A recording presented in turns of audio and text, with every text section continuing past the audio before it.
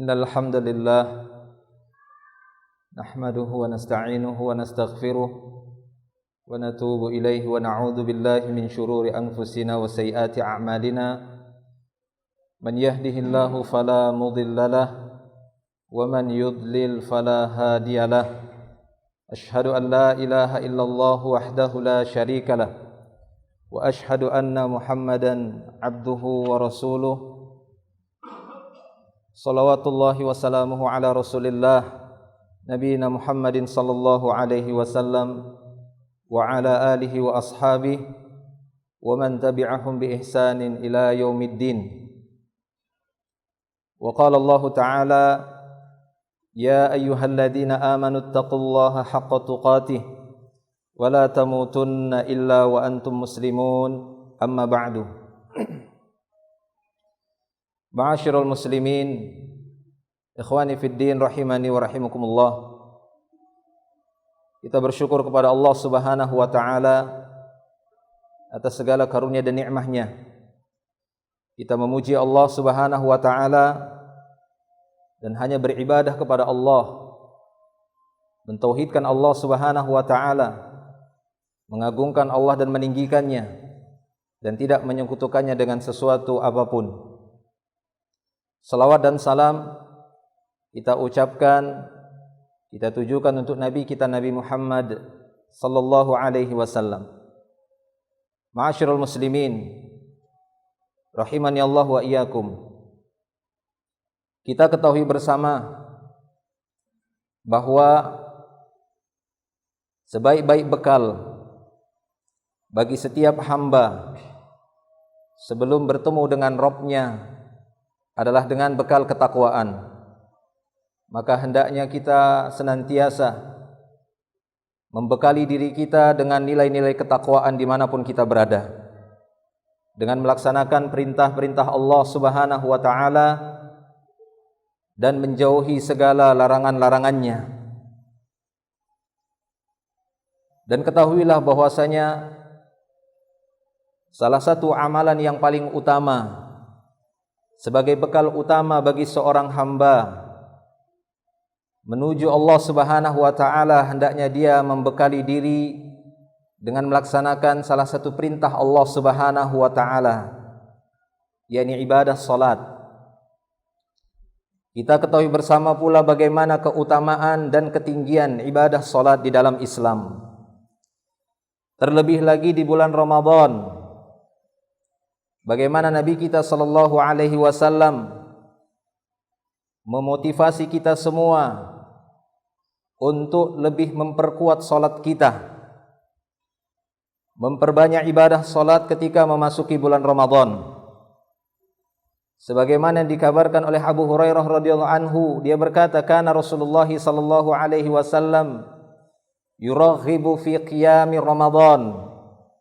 Adalah Rasulullah sallallahu alaihi wasallam memberikan targhib, memberikan motivasi untuk melakukan qiyam di bulan Ramadan, terutama di malam hari yang dikenal dengan qiyamul lail ataupun salatul lail, yang mana para ulama telah bersepakat bahwa salat malam qiyamul lail adalah salat terbaik yang lebih afdol dibandingkan salat-salat sunnah yang lainnya setelah salat wajib. Di dalam hadisnya Nabi sallallahu alaihi wasallam menyebutkan afdhalus shalah ba'dal faridah salatul lail. Salat yang paling afdol di sisi Allah Subhanahu wa taala setelah salat wajib adalah salatul lail. Salat yang dikerjakan di malam hari atau yang dikenal dengan qiyamul lail. Baik itu dikerjakan sebelum seorang tidur di malam hari ataukah setelah tidur di malam hari. Maka secara umum salat yang dikerjakan di malam hari ataupun salatul lail merupakan salat yang lebih afdal dibandingkan salat-salat sunnah yang lainnya setelah salat wajib yang dikenal dengan salat 5 waktu. Maka dari itu para jemaah yang dimuliakan Allah Subhanahu wa taala, Di sana juga Nabi sallallahu alaihi wasallam telah bersabda, "Man qama ramadhana imanan wa ihtisaban ghufira lahu ma taqaddama min dhanbih." Siapa saja yang melakukan qiyam di bulan Ramadan yang didasari keimanan serta mengharapkan pahala di sisi Allah Subhanahu wa taala, ihtisab, niscaya akan diampuni dosa-dosanya yang telah lalu. Namun yang tak kalah pentingnya para jamaah yang dimuliakan Allah Subhanahu wa taala, tidaklah kita hanya sebatas memburu salat di bulan Ramadan dengan sebatas memperbanyak rakaatnya. Akan tetapi yang tak kalah pentingnya dari setiap salat yang dikerjakan oleh seorang hamba, setiap hamba mampu mendapatkan ruh dari salat itu sendiri. Karena para ulama menyebutkan bahwa ruh salat itu ada pada kekhusyuan. Maka hendaknya setiap hamba berusaha untuk mendatangkan sebab-sebab khusyuknya dia di dalam salatnya. Tidak hanya sebatas mengerjakan sebagaimana apa adanya, tapi berusaha untuk mengerjakannya dengan khusyuk. Karena itulah ruh dari salat itu sendiri. Sebagaimana ketika seorang mempersembahkan hewan yang hendak dia kurbankan kepada Allah Subhanahu wa taala, namun hewan tersebut dalam keadaan bangkai, tidak memiliki ruh, apakah diterima di sisi Allah Subhanahu wa taala? Allah Subhanahu wa taala akan menolaknya. Karena yang diterima di sisi Allah Subhanahu wa taala, kurban tersebut adalah hewan yang masih hidup, kemudian disembelih, yang memiliki ruh. Demikian pula salat. Apabila salat itu dipersembahkan kepada Allah tanpa memiliki ruh, maka salat tersebut tidak bernilai di sisi Allah Subhanahu wa taala. Tidak memiliki ruh, bagaikan mempersembahkan sebuah bangkai kepada Allah Subhanahu wa taala. Sehingga khusyuk merupakan perkara yang sangat penting dari ibadah salat kita, karena kita ketahui bersama bagaimana bulan Ramadan merupakan bulan yang diperintahkan kita untuk memperbanyak salat, khususnya di malam hari qiyamul lail, salatul lail. Ikhwani fiddin rahimani wa rahimakumullah. Kita akan menyebutkan beberapa faidah untuk mendatangkan kekhusyuan di dalam salat dari salah satu ayat di dalam surat An-Nisa ketika Allah Subhanahu wa taala menceritakan salatnya orang munafik. Di dalam surah An-Nisa ayat 142 di sana Allah Subhanahu wa taala menyebutkan, "Innal munafiqina yakhda'una Allah wa huwa khadi'uhum." Sesungguhnya orang-orang munafik itu hendak menipu Allah Subhanahu wa taala, maka Allah Subhanahu wa taala membalas tipu daya mereka. Wa idza qamu ila sholati qamu kusala yura'una an-nas wa la yadhkuruna Allah illa qalila. Di dalam ayat ini Allah Subhanahu wa taala menyebutkan 3 sifat orang munafik ketika mengerjakan salat. Apa sifat yang pertama? Kata Allah Subhanahu wa taala, orang-orang munafik ketika mengerjakan salat, mereka mengerjakannya dengan kusala, dengan rasa malas. Yang kedua, yura'unan nas, mereka mengerjakan salat, orang-orang munafik mengerjakan salat tujuannya untuk dilihat manusia, cari perhatian manusia. Riya. Kusala, riya. Kemudian terakhir Allah mengatakan la yadhkuruna illa qalila. Mereka mengerjakan salat, mengingat Allah di dalam salatnya, tapi cuma sedikit yang dia ingat. Tidaklah dia mengingat Allah Subhanahu wa taala kecuali sedikit sekali. Nah, maka kata para ulama, barang siapa yang ingin mendapatkan keutamaan di dalam salatnya, khususnya untuk mendatangkan kekhusyuan di dalam salatnya, jauhilah 3 sifat munafik ini ketika mengerjakan salat.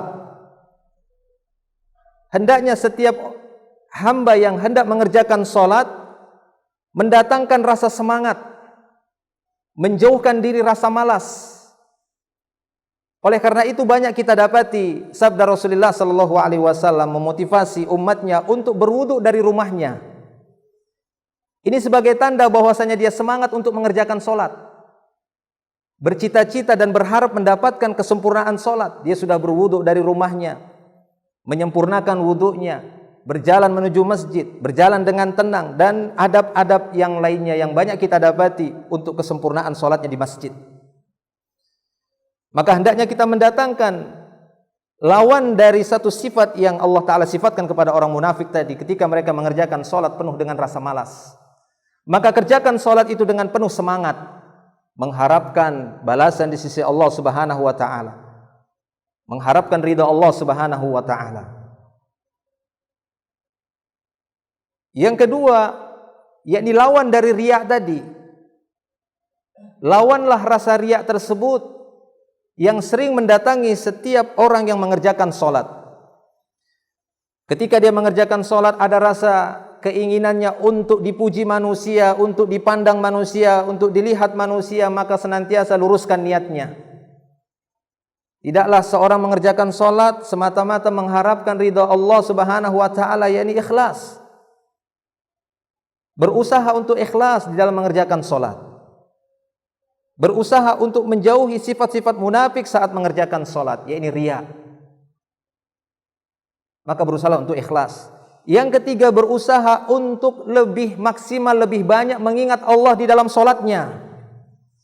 Semua ini mendatangkan kekhusyuan di dalam solat. Dan ketiga sifat tadi akan menghilangkan kekhusyuan. Ketika seorang mengerjakan solat penuh dengan rasa malas, ketika seorang mengerjakan solat enggak ikhlas, ketika seorang mengerjakan solat yang dia ingat dunia, bukan yang dia ingat Allah Subhanahu wa Ta'ala. Padahal Allah Ta'ala mengatakan dalam surat Thaha, aqimis sholata li dzikri, tegakkan solat untuk mengingatku. Memang tujuannya solat itu ditegakkan, diperintahkan oleh Allah untuk dikerjakan, agar di dalam solat itu kita lebih banyak mengingat Allah. Bukan seperti orang munafik, cuma sedikit saja dia mengingat Allah. Adapun orang yang khusyuk solatnya, dia lebih banyak mengingat Allah Subhanahu wa Ta'ala di dalam solatnya. Maka kata para ulama, agar solat seorang lebih sempurna untuk mendapatkan nilai kekhusyuannya tersebut, hendaknya mereka melakukan solat itu penuh dengan ketenangan.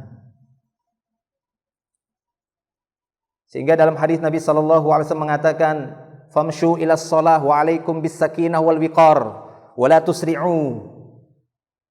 Kata Nabi SAW, hendaknya kalian berjalan menuju salat dengan penuh sakinah, dengan penuh ketenangan. Berjalannya saja menuju salat sudah diperintahkan dengan tenang. Lalu bagaimana ada sebagian orang salat dengan kebut-kebutan? Berjalannya saja menuju salat sudah diperintahkan hendaknya berjalan dengan tenang. Sehingga di antara yang bisa melenyapkan kekhusyuan tatkala seorang tergesa-gesa di dalam solat, bahkan sampai tidak ada tumak ninahnya, tidak ada ketenangan di dalam solatnya, ini bisa menghilangkan kekhusyuan. Ruh solat itu akan hilang. Berjalanlah menuju solat, alaikum bis sakinah wal wiqar. Hendaknya kalian penuh dengan ketenangan dan penuh wibawa saat berjalan menuju solat. Wala tusri'u, kata Rasulullah. Jangan terburu-buru, tidak perlu tergesa-gesa. Apa yang kalian peroleh, apa yang kekurangan, sempurnakan. Nah, maka para ulama mengatakan bahwa di antara bentuk sakinah di dalam solat, yakni sakinatul qalbi wal jawarihi. Seorang berusaha untuk menenangkan hatinya dan anggota tubuhnya saat mengerjakan solat. Sebagian memberikan tambahan sakinatul lisan, berusaha untuk menenangkan lisannya. Yakni ketika seorang solat, hatinya benar-benar fokus hanya kepada solat itu.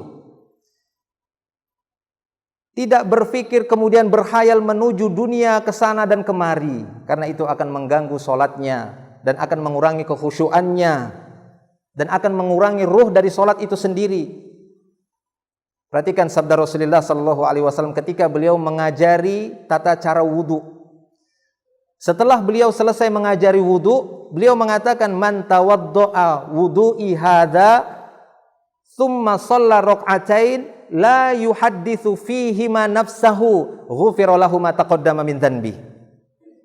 Kata Nabi SAW setelah beliau mengajarkan bagaimana wudu yang benar, beliau mengatakan, siapa yang berwudu seperti wuduku ini, kemudian dia sholat 2 rakaat, yakni sholat sunnah wudu. Ketika mengerjakan sholat sunnah wudu tadi, kata beliau, la yuhadditsu fihi ma nafsahu, dia tidak berbicara dengan dirinya pada 2 rakaat tadi. Dia enggak berbicara dengan dirinya, karena yang namanya salat adalah munajat, seorang yang berbicara dengan Rabb-nya, bukan berbicara dengan dirinya, apalagi berbicara dengan orang lain. Jelas lebih tidak diperbolehkan, bahkan batal salatnya jika dia ngobrol sama orang lain lagi salat. Demikian juga tidak diperbolehkan dia berbicara dengan dirinya sendiri. Saya tadi begini, mana ini saya, dan seterusnya. Dia berbicara dengan dirinya. Karena salat itu adalah hak Allah Subhanahu wa taala, dia sedang berbicara kepada Rabb-nya. Makanya harus sakinatul lisan, tenang lidahnya, tenang hatinya. Wasakinatul jawarih, hendaknya dia menenangkan anggota tubuhnya. Hendaknya anggota tubuhnya sesuai dengan tata cara salat yang diajarkan oleh Nabi sallallahu alaihi wasallam, dari berdirinya, dari rukuknya, dari duduknya, dan sampai kepada sujudnya. Karena ada 4 posisi dalam setiap satu rakaat: berdiri, ruku, duduk, dan sujud. Tidak keluar dari itu dalam setiap satu rakaat. Maka hendaknya dia menenangkan gerakannya tersebut, anggota tubuhnya. Demikian juga lisannya, demikian juga hatinya. Adapun sakinatul lisan, dia berusaha untuk memahami dari apa yang dia baca, ini lebih sempurna. Yakni fahmul ma'ani, bahkan kata para ulama ma'rifatul madluli, berusaha untuk memahami makna dari apa yang dia ucapkan, kemudian mengetahui apa yang ditunjukkan dari kalimat tadi. Seorang mungkin faham ketika dia mengucapkan takbir Allahu Akbar, dia faham maknanya adalah Allah Maha Besar. Akan tapi yang lebih utama lagi ketika dia berusaha mengetahui apa yang ditunjukkan dari makna Allahu Akbar. Nah, saat dia mengerjakan solat dan mendatangkan pemahaman tadi dalam solatnya, maka ini akan membantu dia untuk lebih perhatian dengan solatnya, dan tidak tergoda oleh syaitan yang mengatakan uzkur kada, ingat ini fulan, ingat itu fulan, sehingga seorang pun mengingat ke sana, mengingat ke sini, dia melupakan solatnya. Ikhwani fiddin rahimani wa rahimakumullah. Maka ini merupakan tugas yang sangat penting bagi setiap hamba yang mengerjakan solat, berusaha untuk mendatangkan sebab-sebab kekhusyuan, karena khusyuk itu sendiri merupakan ruh dari solat itu sendiri, yang dengannya seorang akan mendapatkan keutamaan dan kemuliaan di sisi Allah Subhanahu wa taala, dan derajat yang tinggi karena ketinggian solatnya. Aqulu qauli hadza astaghfirullah li wa lakum wa lisairil muslimin. Innallaha ghafurur rahim fa'tabiru ya ulil albab.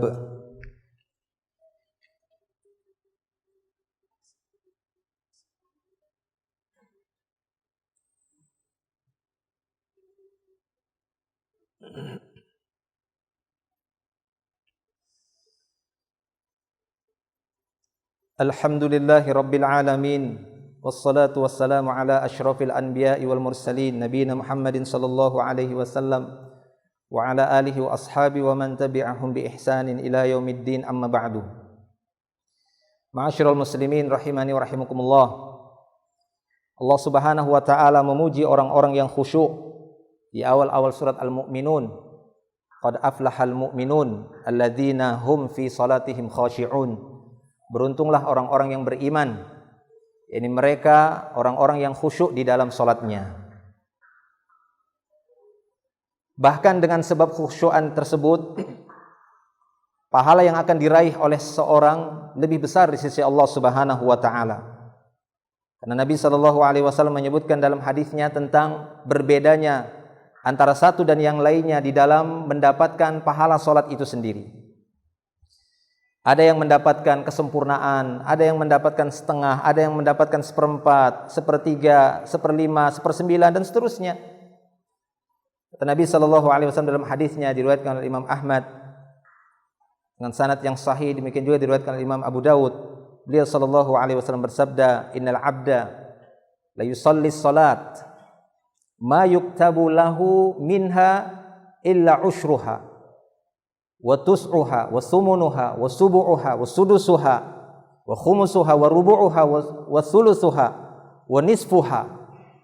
Kata beliau sallallahu alaihi wasallam, sesungguhnya seorang hamba yang mengerjakan satu salat, tidaklah dituliskan baginya dari pahala solat itu melainkan 1/10 saja yang dia dapat, atau 1/9 saja yang dia dapat, atau 1/8, atau 1/7, atau 1/6 saja yang dia dapat dari solatnya, pahalanya, atau 1/5 saja, atau 1/4 saja, atau 1/3 saja, atau cuma setengah saja yang dia dapat. Masing-masing berbeda mendapatkan nilai pahala dari solatnya. Kata para ulama, ini bergantung dari ketinggian kekhusyuannya atau hilangnya khusyuk dari solat itu sendiri. Semoga Allah Subhanahu wa taala memberikan kemudahan bagi kita untuk mendapatkan nilai solat yang sempurna di sisinya dengan mendatangkan sebab-sebab yang bisa menjadikan kita khusyuk di dalam solat kita.